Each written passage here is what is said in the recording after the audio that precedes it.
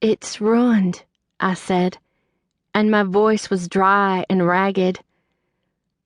"Oh, Shiny, it's awful." She twitched her shoulder and looked away.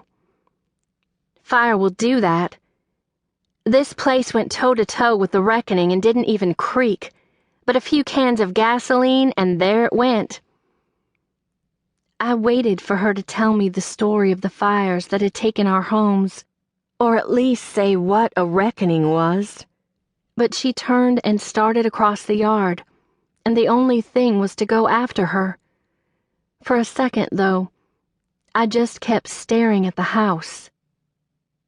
The flower beds were choked with weeds, and a dirt lawn wrapped around the front, ending a good 100 feet before the road.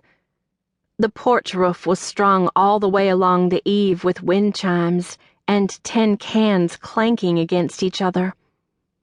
Standing there at the bottom of the steps, I had a funny kind of double vision.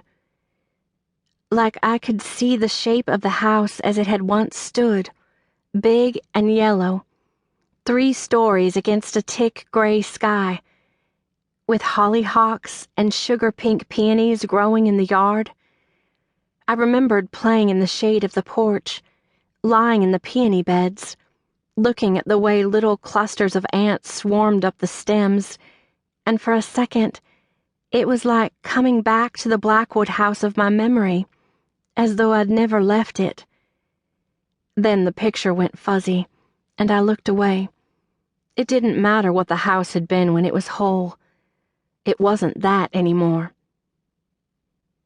I followed Shiny out to the end of the driveway, where the turnoff was marked by a faded board nailed to a post. All it said was Blackwood, and then under that, Weeping Road. Ordinary folks might be disinclined to call a place Weeping, but this was the lowlands, and Meloria's house was set even closer to the creek than mine had been. In another county, they might call the whole place just that, the lowlands, or else the bottoms. Around here, though, everyone called it the Willows, after the thickets that grew along the creek, and with that in mind, weeping didn't seem quite so strange or so unlucky. Out on the road, the air was damp and hazy. Shiny walked with a purpose, like going into town was nothing, when I'd never even been allowed to walk down past the gate by myself. I followed her, trying to work out if the pale shimmer that hung over the fields was really the air or just my eyes. The day was sticky, and cicadas screamed in the trees. We'd only gone a little ways up the road when we came to a house. I knew it, but like everything else, it was changed. People down in the Willows tended toward the wild, the headstrong, and sometimes toward the trashy, and Greg Heinz was all 3.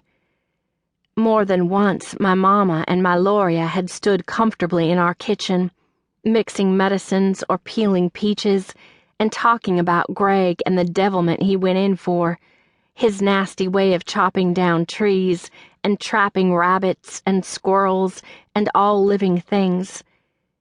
The Heinz's gate was right up by the ditch, but the house itself was set far back from the road.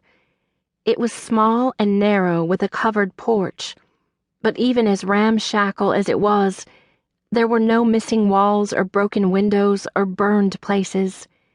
It was hemmed in by trees, not nice ones like my Loria's beeches, but mostly loblollies and red cedars. Greg lived there with his 6 mangy dogs and his daughter, Davenport, who was a shade younger than Shiny and a shade older than me. She'd been the kind of girl who always looked blurry and a little bit tangled, and even though she lived directly between my house and Shiny's, she hadn't been allowed to play with us.